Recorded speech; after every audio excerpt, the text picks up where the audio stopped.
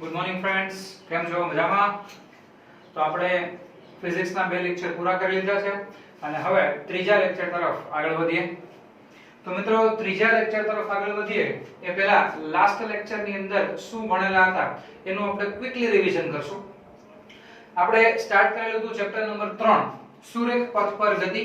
એવી ચર્ચા થયેલી કે સુરેખ પથ એટલે કે પદાર્થને જ્યારે ગતિ કરાવશો ત્યારે આ પેન એક y અક્ષ ઉપર જ ગતિ કરે છે, બરાબર? તો સુરેખ પથ એટલે કે સીધો પથ, આ સીધી રેખામાં જે ગતિ થાય છે, બરાબર, એને આપણે કહીશું સુરેખ પથ. અથવા આ પદાર્થને આમ ઉપર ફેંકીશ તો પણ આ સુરેખ પથ પર જ ગતિ કરે છે. આ સીધું ઉપર જાય છે અને પછી નીચે આવે છે. તો મિત્રો, આ હતી આપણી સુરેખ પથ પર ગતિ. એમાં સૌથી પહેલા આપણે જોયેલું હતું કે ભાઈ ગતિ કોને કહેવાય? તો જ્યારે એક પદાર્થની સાપેક્ષમાં બીજો પદાર્થ પોતાનું સ્થાન બદલે ત્યારે એ શું કહેવાશે? ગતિમાં છે. બીજું આપણે જોયેલું હતું નિર્દેશ ફ્રેમ. નિર્દેશ ફ્રેમ એટલે કે મિત્રો આપણે વાત કરેલી હતી કે જ્યારે જે પદાર્થ જે પરિસ્થિતિમાં અવલોકન કરશે એને આપણે કહીશું નિર્દેશ ફ્રેમ. કોઈ પણ પદાર્થ, કોઈ પણ વ્યક્તિ જે સ્થળેથી જે પરિસ્થિતિમાં અવલોકન કરે એને આપણે કીધેલું હતું નિર્દેશ ફ્રેમ. મિત્રો યાદ હશે, એક સરસ મજાનું એક્ઝામ્પલ હતું જેમાં હું હતો, તમે હતા અને ત્રીજું કોણ હતું? યસ, આલિયા ભટ્ટ, બરાબર? તો એમાં આપણે અલગ અલગ નિર્દેશ ફ્રેમ લીધેલી હતી કે તમે જે છે જમીન ઉપર હોય, હું ટ્રેનમાં હોઉં, એ ટાઈપનું એક એક્ઝામ્પલ હતું. એક એક્ઝામ્પલ આપણે એવું લીધું હતું કે તમે બસમાં બેઠા હોય અને કોઈ વ્યક્તિ જે છે એ નીચે હોય. તો આવી અલગ અલગ નિર્દેશ ફ્રેમ લીધેલી હતી કે જ્યાંથી તમારે અવલોકન કરવાનું સ્ટાર્ટ કરવાનું હતું, બરાબર? ત્યાર પછી આપણે એક ચર્ચા કરેલી હતી પથ લંબાઈની. તો મિત્રો, પથ લંબાઈ આપણે કોને કીધી હતી? પદાર્થ કોઈ પણ દિશામાં જે કુલ અંતર કાપશે એ અંતરને આપણે કીધેલી હતી પથ લંબાઈ. પથ એટલે રસ્તો, લંબાઈ તમે જે રસ્તે જ્યાં જેવી રીતે જતા હોય આ ટોટલ લંબાઈને કહેવાશે મિત્રો પથ લંબાઈ. આને હજી એક સરળ ભાષામાં કહી શકાય. સપોઝ તમે તમારું સ્કૂટી, એક્ટિવા કે તમારું કોઈ બાઇક લઈને નીકળો કે તમે કાર લઈને નીકળો, તો મિત્રો તમે કોઈ પણ દિશામાં જાશો, તમે જે છે પહેલા માની લ્યો કે અહીંયાથી ડાબી બાજુ 1 કિલોમીટર જાઓ, પછી જમણી બાજુ આમ 2 કિલોમીટર જાઓ, બરાબર, પછી પાછા આમ જાઓ અને પાછા આ બાજુ જાઓ. તો તમારા કારની અંદર જે આંકડાઓ છે, જે કિલોમીટર્સના આંકડાઓ છે એ ફરવાના ચાલુ રહેશે. એ એવું નહીં વિચારે કે તમે પહેલા ડાબી બાજુ જાઓ છો, પછી જમણી બાજુ જાઓ છો અને પછી સીધા જાઓ છો. એ આંકડાઓ તો શું કહેશે કે તમે ટોટલ કેટલા ફરેલા છો, કેટલું અંતર તમે કાપેલું છે, એને કહેવાશે પથ લંબાઈ. એટલે મિત્રો યાદ રાખજો, પથ લંબાઈ એટલે તમારા બાઇક છે, તમારું એક્ટિવા છે, તમારી કાર છે, એ કારની અંદર જે આંકડાઓની મૂવમેન્ટ છે, જેમ જેમ વ્હીલ ફરશે એટલે આંકડા વધતા જશે. તમારે એ મિત્રો જોવાનું નથી કે તમે કઈ દિશામાં ગતિ કરો છો. તમે આગળ જાઓ, તમે પાછા આવો, તમે ફરીથી આગળ જાઓ, તમે ફરીથી પાછા આવો, ડઝન્ટ મેટર. ગતિ થાય એટલે આંકડાઓ વધવાનું ચાલુ થાય. પથ લંબાઈ કોઈ દિવસ ઘટશે નહીં મિત્રો, યાદ રાખજો. બીજું સ્થાનાંતર. સ્થાનાંતર એટલે મિત્રો આપણે એવું કીધું હતું કે તમારું પ્રારંભિક સ્થાન અને અંતિમ સ્થાન વચ્ચેનું કુલ અંતર. આપણે એક એક્ઝામ્પલ લીધું હતું કે જેમાં તમે જામનગર થી રાજકોટ જાઓ છો અને રાજકોટ થી તમે સપોઝ અમદાવાદ જાઓ છો. તો આપણે એવું કીધું હતું કે જામનગર થી રાજકોટનું કુલ અંતર જે સરકાર દ્વારા જે આપેલું છે એ 100 કિલોમીટર છે. તો મિત્રો જામનગર થી તમે સીધી રેખામાં 100 કિલોમીટર નથી જતા. રસ્તાઓ જે છે એ ગોળાઈવાળા હોય છે અને તમને રાજકોટ પહોંચાડે છે. તો એ 100 કિલોમીટર તમારી પથ લંબાઈ છે. પણ બની શકે કે જો જામનગર થી રાજકોટ એક સીધી રેખા દોરવામાં આવે, બંનેને જોડતું ટૂંકામાં ટૂંકું અંતર જો માપવામાં આવે તો એ થઈ જશે સ્થાનાંતર. પોસિબલ છે કે કોઈ 80 થી 85 કિલોમીટર હોય. એવું એક એક્ઝામ્પલ આપણે લીધું હતું રાજકોટ થી લઈ અને અમદાવાદનું.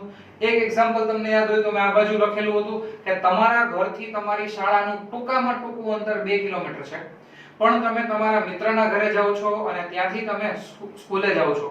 તો આ ટાઈપના જે એક્ઝામ્પલ્સ આપણે લીધા હતા, બરાબર, તો એનાથી આપણે પથ લંબાઈ અને સ્થાનાંતર સમજેલા હતા. હવે બંને વચ્ચેનો એક ડિફરન્સ જોઈએ. પથ લંબાઈ છે ને મિત્રો, એ એક અદિશ રાશિ છે. કારણ કે તમે કોઈ પણ દિશામાં જાશો એના મૂલ્યમાં જ વધારો થવાનો છે. એને દિશા સાથે કોઈ કન્સર્ન નથી, બરાબર? તમે અહીંયાથી માનો કે જમણી બાજુ 10 મીટર જાઓ, પછી પાછા આવો એટલે 20, પાછા ડાબી બાજુ 10 મીટર જાઓ અને પાછા આવો તો 30 ને 10 40. પથ લંબાઈને દિશા સાથે કંઈ જ લાગતું વળગતું નથી, એટલે પથ લંબાઈમાં માત્ર મૂલ્યમાં વધારો થાય છે. તો તમે લોકો કદાચ ભણી ગયા હશો કે અદિશ રાશિઓ એટલે એવી રાશિ કે જેને દર્શાવવા માટે માત્ર અને માત્ર મૂલ્યની જરૂર પડે છે, દિશાની જરૂર પડતી નથી. અદિશ, દિશ એટલે દિશા, અ છે એ એક નકારાત્મક વાક્ય છે, વસ્તુ છે, બરાબર. તો અદિશ જેને દર્શાવવા માટે દિશાની જરૂર નથી મિત્રો, એવું એટલે પથ લંબાઈ. પણ સ્થાનાંતરમાં મિત્રો ફેર પડે છે. સ્થાનાંતર આપણે વાત કરવી હતી કે અહીંયાથી તમે 10 મીટર જમણી બાજુ જાઓ, પછી 10 મીટર તમે પાછા આવો અને પછી 5 મીટર ડાબી બાજુ જાઓ, તો સ્થાનાંતર માપવાનું સૂત્ર છે અંતિમ સ્થાન માઈનસ પ્રારંભિક સ્થાન.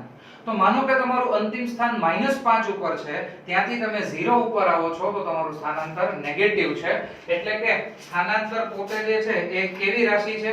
એ પોતે સદિશ રાશિ છે. હવે એ કદાચ ન ક્લિયર થતું હોય તો એના માટે મેં તમારી માટે એક એક્ઝામ્પલ તૈયાર રાખેલું છે. તો આપણે પહેલા એક કામ કરીએ, આ એક્ઝામ્પલના સ્ટડી કરીએ અને એક્ઝામ્પલના જે કંઈ રિઝલ્ટ્સ મળે એના ઉપરથી આપણે આ બે બાબતોને સરખાવીએ મિત્રો. જો ચેપ્ટર છે સુરેખ પથ પર ગતિ. ચેપ્ટર શું છે? સુરેખ પથ પર ગતિ. સુરેખ પથ પર ગતિ છે એટલે સુરેખા, એક જ રેખા ઉપર આપણે ગતિ કરવાની છે. તો મેં અત્યારે તમારા માટે x અક્ષ અહીંયા દોરેલી છે. ઓકે, તો તમે અહીંયા જોઈ શકો છો કે આ છે x અક્ષ. x અક્ષ ઉપર મારું પ્રારંભિક સ્થાન જે છે એ છે 0. પ્રારંભિક સ્થાન કયું છે મિત્રો? 0. એટલે તમે જે નિર્દેશ ફ્રેમ કહો છો એ નિર્દેશ ફ્રેમ તરીકે આપણી પાસે x અક્ષ છે અને તમે અવલોકન ક્યાંથી કરવાના છો? x બરાબર 0 ઉપરથી. તો અહીંયાથી અવલોકન કરવાનું છે. અહીંયાથી તમારે નક્કી કરવાનું છે કે તમે જમણી બાજુ જાઓ છો કે તમે ડાબી બાજુ જાઓ છો. આ છે તમારી નિર્દેશ ફ્રેમ મિત્રો. હવે કેટલાક પોઈન્ટ્સ જોઈએ.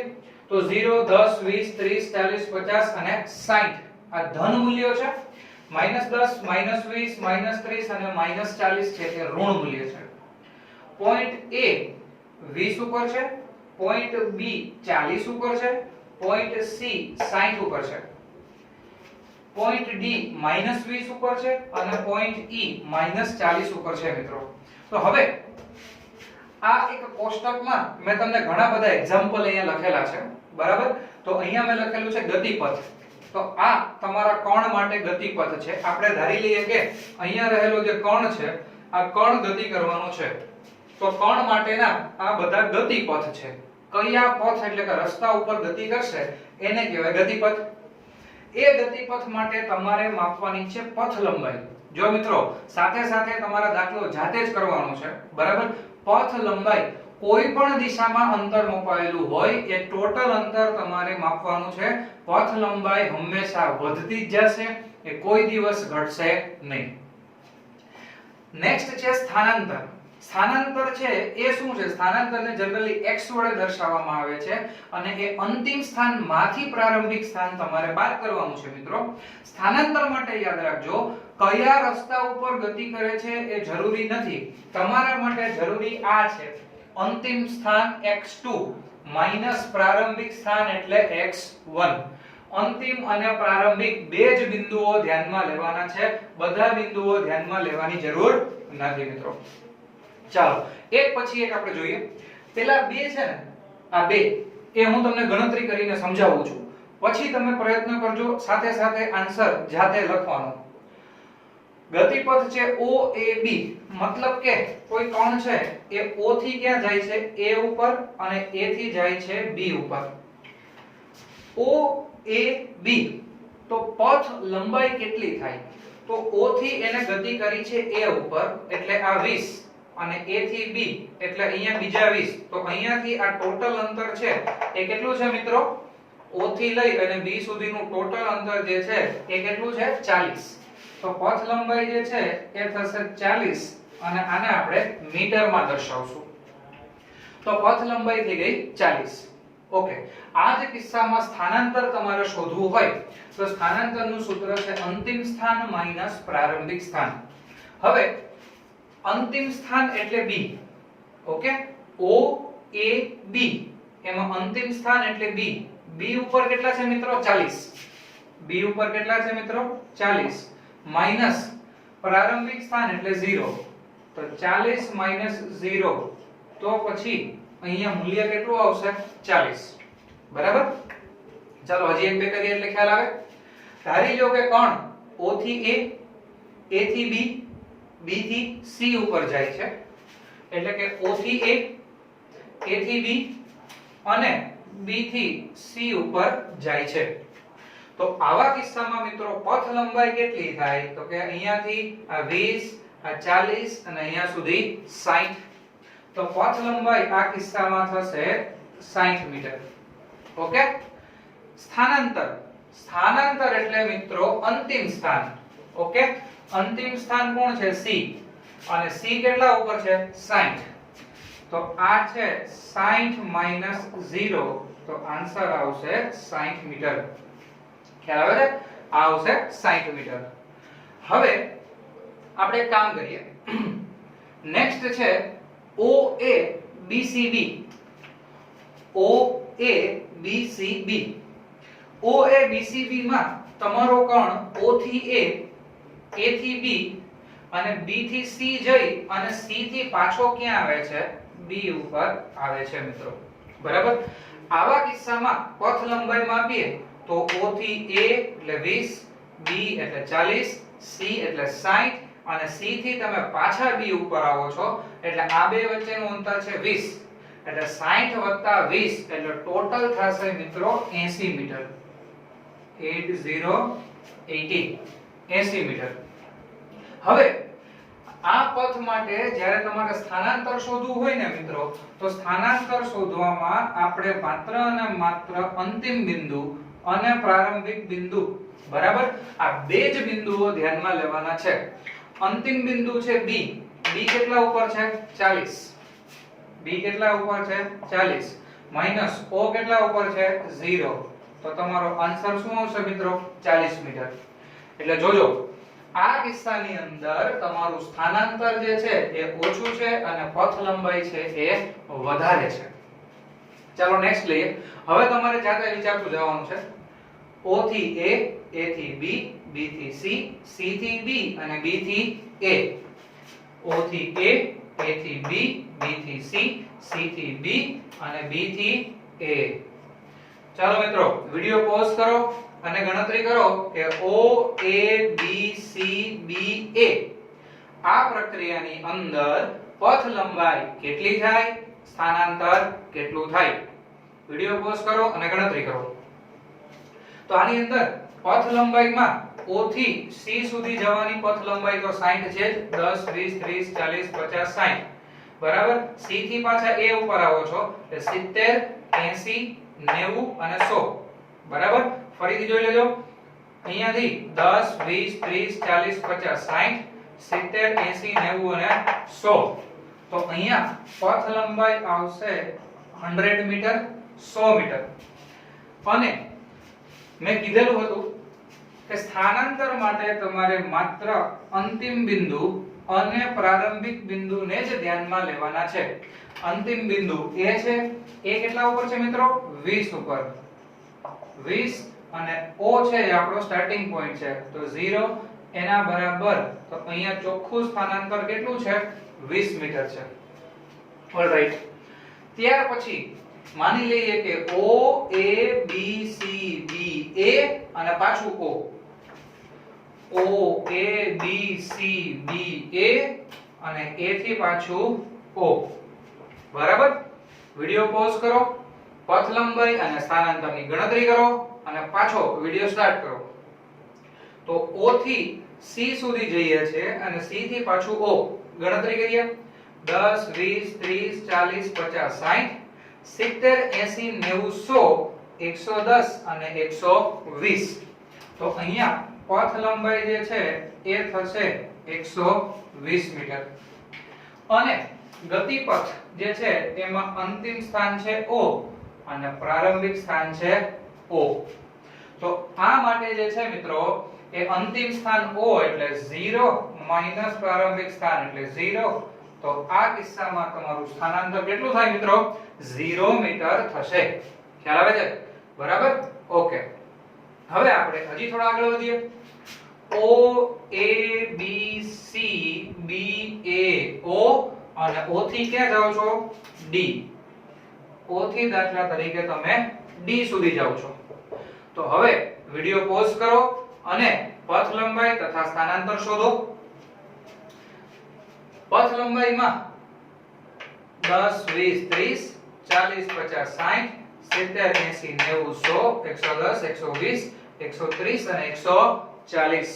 તો અહીંયા જવાબ જે છે એ આવશે 140 મીટર. બરાબર. અથવા તમે એવું પણ વિચારી શકો કે અહીંયાથી આ બાજુ 60, આ પાછા 60 એટલે 120 અને બીજા 20 એટલે 140. હવે વાત કરી હતી એ પ્રમાણે કે તમારે જો સ્થાનાંતર શોધવું હોય તો માત્ર અને માત્ર અંતિમ સ્થાન એટલે D અને પ્રારંભિક સ્થાન એટલે O. અંતિમ સ્થાનમાંથી પ્રારંભિક સ્થાન બાદ કરવાનું છે. D એટલે -20 માઈનસ પ્રારંભિક સ્થાન એટલે 0 એના બરાબર જે છે એ કેટલું થઈ જશે -20 મીટર. તો આ કિસ્સામાં મિત્રો તમારું જે સ્થાનાંતર છે એ તમને નેગેટિવ મળે છે. ચાલો હવે O A B C B A O D અને D થી ક્યાં જાવ છો E. તો દાખલા તરીકે O A B C B A O D E. પથ લંબાઈ અને સ્થાનાંતર શોધવાના છે.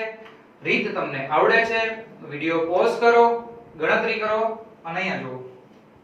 આની પહેલા કીધું હતું એમ કે O થી C એટલે 60, C થી પાછું O આવવાના બીજા 60 એટલે 120, આ 20 એટલે 140 અને બીજા આ 20 એટલે 160.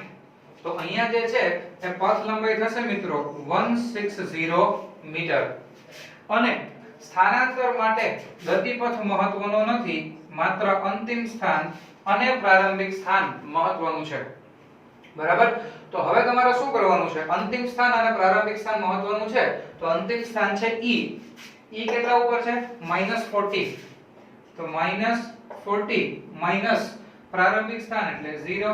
તો જવાબ થશે તમારો -40 મીટર. ઓકે. ચાલો એના પછી O D E F. હવે જો મિત્રો આવો તમે ગતિપથ ચેન્જ કરેલો છે. આને આપણે ડિલીટ કરી દઈએ એટલે તમને ખ્યાલ આવી જાય.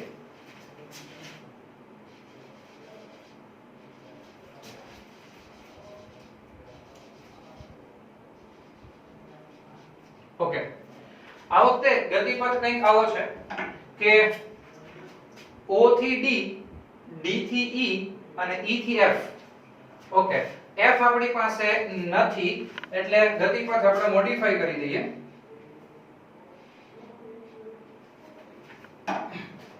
O થી D, D થી E અને E થી પાછું D આપીએ. ચાલો આના માટે પ્રયત્ન કરો. તો O થી D, તો O થી D, D થી E અને E થી ફરી પાછું D. આમ O થી D, D થી E અને E થી ફરી પાછું આપણે લીધું છે D. વિડિયો પોઝ કરો અને પથ લંબાઈ તથા સ્થાનાંતર શોધો. ચાલો પથ લંબાઈ કેટલી થશે?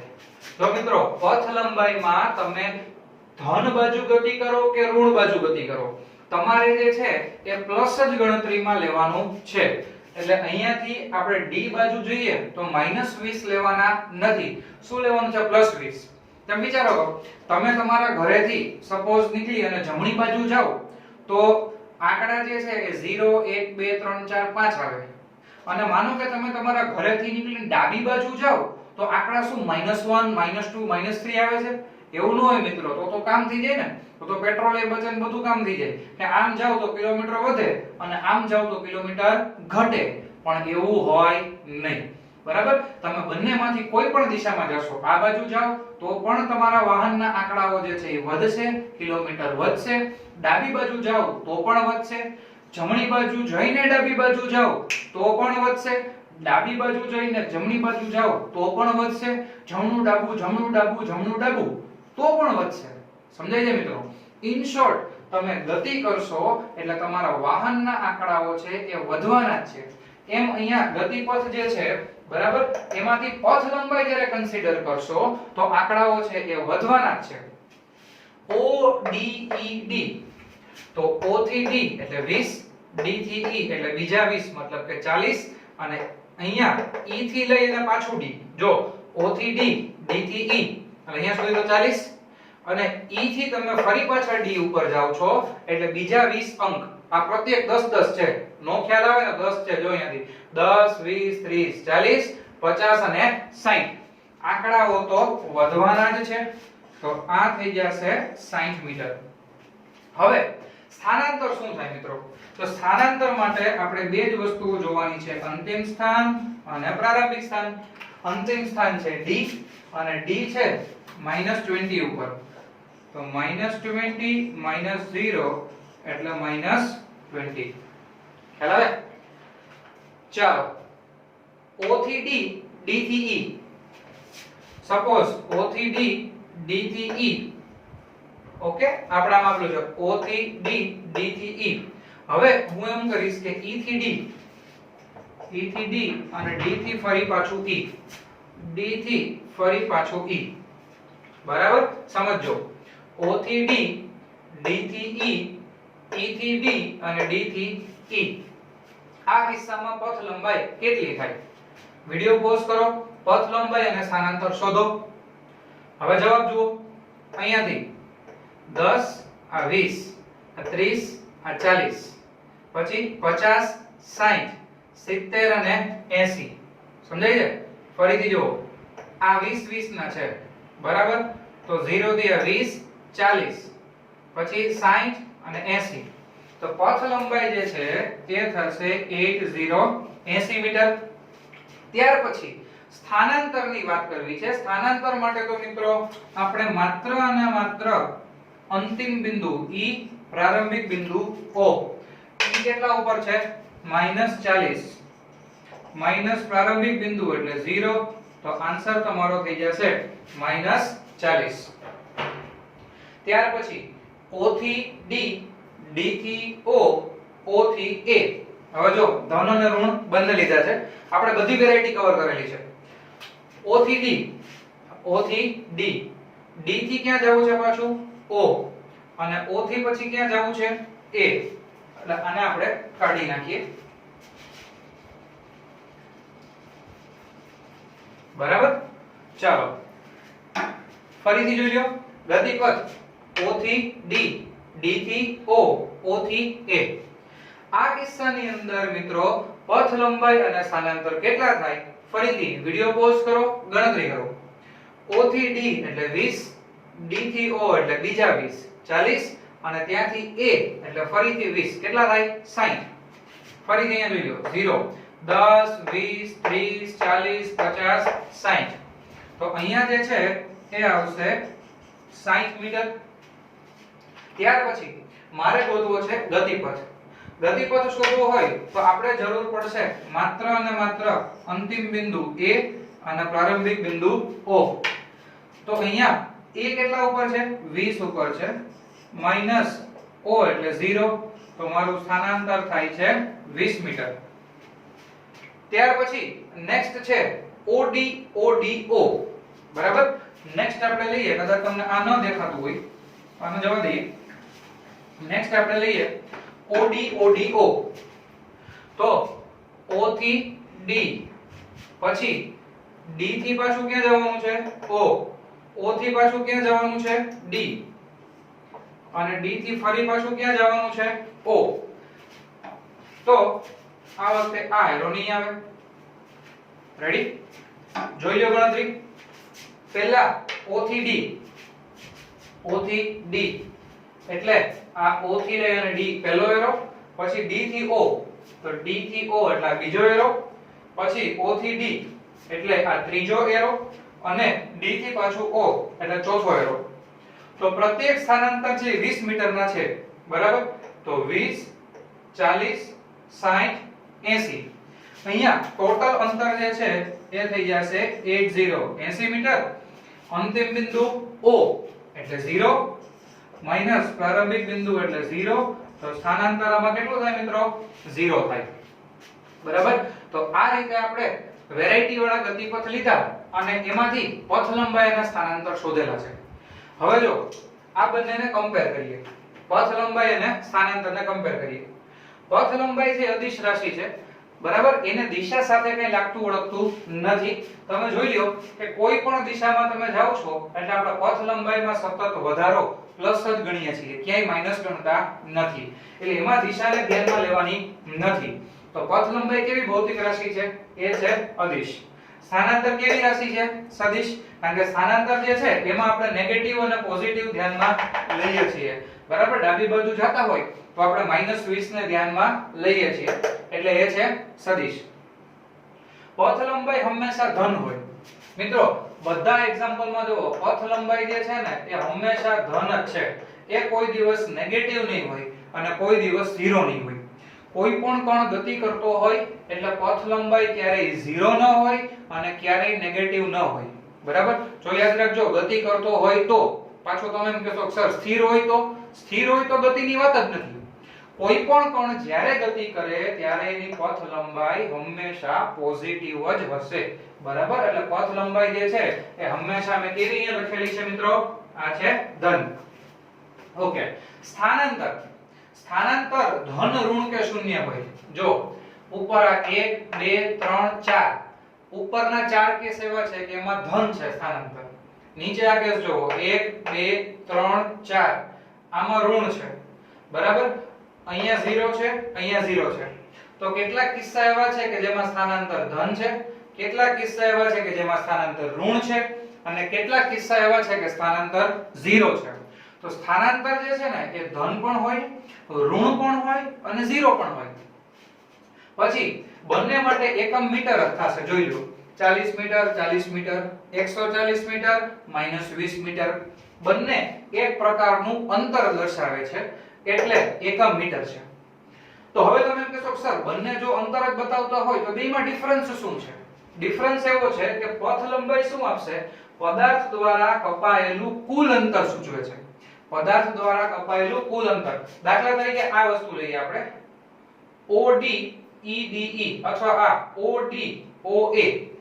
તો OD OA માં પદાર્થે ટોટલ 60 એકમનું અંતર કાપેલું છે, 20 40 અને 60. બરાબર, હવે એ કઈ દિશામાં કાપેલું છે એ તમને ખબર પડશે નહીં. સ્થાનાંતર તમને ઈ કહેશે કે પદાર્થ દ્વારા થયેલું ચોખ્ખું સ્થાનાંતર ક્યાં છે. હવે જો આ OD OA તો અંતિમ સ્થાન A છે, તો એ તમને એવું કહેશે કે પ્રારંભિક સ્થાનની સાપેક્ષમાં તમે ક્યાં છો. તો માની લો કે આ છેલ્લેથી બીજા એક્ઝામ્પલમાં 20, તો પદાર્થ છેલ્લે પ્રારંભિક સ્થાનમાં જમણી બાજુ 20 એકમ હશે. આ છે OD ODO, સ્થાનાંતર છે 0. એનો મતલબ કે પદાર્થનું પ્રાથમિક સ્થાન, શરૂઆતનું સ્થાન અને અંતિમ સ્થાન એક જ હશે. દાખલા તરીકે આ OD ED તો સ્થાનાંતર છે -20, મતલબ કે પદાર્થનું અંતિમ સ્થાન ડાબી બાજુએ, અંતિમ સ્થાન ડાબી બાજુએ 20 એકમ હશે. સ્થાનાંતર પ્લસ હોવો મતલબ કે તમે તમારા સ્ટાર્ટિંગ પોઈન્ટ થી જમણી બાજુએ હશો, અને સ્થાનાંતર ઋણ હોવું મતલબ તમે તમારા સ્ટાર્ટિંગ પોઈન્ટ થી ડાબી બાજુએ હશો. બરાબર, તો સ્થાનાંતર તમને એવું કહેશે કે અંતિમ સ્થાન જે છે ને એ ક્યાં હશે. બરાબર, પણ એને ટોટલ કેટલું અંતર કાપેલું છે એ નક્કી થાય નહીં. ટોટલ અંતર કોણ આપશે? પથ લંબાઈ. એટલે પથ લંબાઈથી એ બાબતની ખબર પડે કે તમે ટોટલ કેટલું અંતર કાપેલું છે. સ્થાનાંતરથી એ બાબતની ખબર પડે કે તમે છેલ્લે કઈ દિશામાં ઊભા છો, સ્ટાર્ટિંગ પોઈન્ટ થી જમણી બાજુ કે સ્ટાર્ટિંગ પોઈન્ટ થી ડાબી બાજુ. જો ધન હોય તો સ્ટાર્ટિંગ પોઈન્ટ થી જમણી બાજુ, ઋણ હોય તો સ્ટાર્ટિંગ પોઈન્ટ થી ડાબી બાજુ. બરાબર, ઓકે. તો મિત્રો આ બધી ડિસ્કશન ઉપરથી એક વાત તો તમને ખ્યાલ આવશે કે પથ લંબાઈનું મૂલ્ય છે ને that is always greater than or equal to સ્થાનાંતર. પથ લંબાઈ હંમેશા સ્થાનાંતર જેટલી કે એનાથી મોટી હોય, અથવા એમ કહી શકો કે સ્થાનાંતર પથ લંબાઈ જેટલું કે એનાથી નાનું હોય. કોઈ દિવસ સ્થાનાંતરનું મૂલ્ય પથ લંબાઈ કરતા મોટું ન હોય. અને આપણે જે એક્ઝામ્પલ લીધા છે ને એમાં મેં બધી વેરાયટી કવર કરેલી છે. જો સ્થાનાંતર 40, પથ લંબાઈ 40, તો સ્થાનાંતર અને પથ લંબાઈ બંને સરખા. હવે અહીંયા જુઓ, સ્થાનાંતર 0 અને પથ લંબાઈ 120, એટલે કે પથ લંબાઈ છે એ ગ્રેટર ધેન સ્થાનાંતર. પણ ક્યાંય તમને એવું નહીં દેખાય કે સ્થાનાંતર પથ લંબાઈ કરતા મોટું હોય, એવું પોસિબલ છે જ નહીં. તો આટલી બાબતો મિત્રો તમારે યાદ રાખવાની છે કે સ્થાનાંતર જે છે એ સદિશ રાશિ છે, બરાબર, સામે પથ લંબાઈ છે અદિશ છે. સ્થાનાંતર અને પથ લંબાઈ બંનેનો એકમ મીટર છે. પથ લંબાઈ ટોટલ અંતર આપશે, જ્યારે સ્થાનાંતર કઈ દિશામાં ગયા છો એ અંતર આપશે, બરાબર. હંમેશા હંમેશા હંમેશા પથ લંબાઈની કિંમત છે એ સ્થાનાંતર જેવડી અથવા એના કરતા મોટી હશે, બરાબર. તો આશા રાખું છું કે દરેકે દરેક બાબત તમને સમજાઈ ગઈ હશે. હવે મિત્રો તમે એક કામ કરી શકો છો કે ઘરે તમારા પ્રેક્ટિસ માટે હું અહીંયાથી જે છે એ સ્ટાર્ટિંગ પોઈન્ટ O છે એને ડિલીટ કરી દઉં છું. સ્ટાર્ટિંગ પોઈન્ટ O ને આપણે ડિલીટ કરીએ. જો તમારે ઘરે પ્રેક્ટિસ કરવી હોય તો સ્ટાર્ટિંગ નો પોઈન્ટ O રાખવાના બદલે અહીંયા હવે જે તમને સ્ટાર્ટિંગ પોઈન્ટ દેખાય છે એ પ્રમાણે તમે ગણતરી કરી શકો છો અને તમે મને જવાબ મોકલી શકો છો કે ભાઈ આ રીતે ગણતરી કરેલી છે. A થી B, ABC, ABCB, ABC વગેરે. મતલબ સ્ટાર્ટિંગ પોઈન્ટ અહીંયા સુધી આપણે A રાખેલો છે, અહીંયા starting point D, D, D અને D. ઓકે, તો આ હોમવર્ક કરજો અને જો તમારે મને આન્સર શીટ તમારી મોકલવી હોય તો WhatsApp નંબર તમારી પાસે છે જ 9537731989. તમને મિત્રો વિડિયો કેવા લાગે છે એ જરૂરથી મને જે છે એ તમે આ WhatsApp કરીને જણાવો. વિડિયો જે છે વધારે ને વધારે લાઈક કરો, તમારા મિત્રો સાથે શેર કરો અને મિત્રો કમેન્ટ કરવાની જો આળસ આવતી હોય તો એટલીસ્ટ એક જે છે એ થમ્સ અપ આપી દો કે ભાઈ સર તમારા વિડિયો ગમે છે, હજી આવા વિડિયો જે છે બનાવતા રહ્યો. અને જો તમને કદાચ કંઈ ઘટતું હોય એવું લાગે, ખૂટતું હોય એવું લાગે તો તમે મને WhatsApp કરીને જણાવી શકો છો કે હજી આની અંદર તમારે શું વધારાનું જોઈએ છે. એ ચોક્કસથી આપણે નેક્સ્ટ વિડિયોની અંદર એડ કરશું. Thank you. ઘરે રહો, સેફ રહો. Thank you.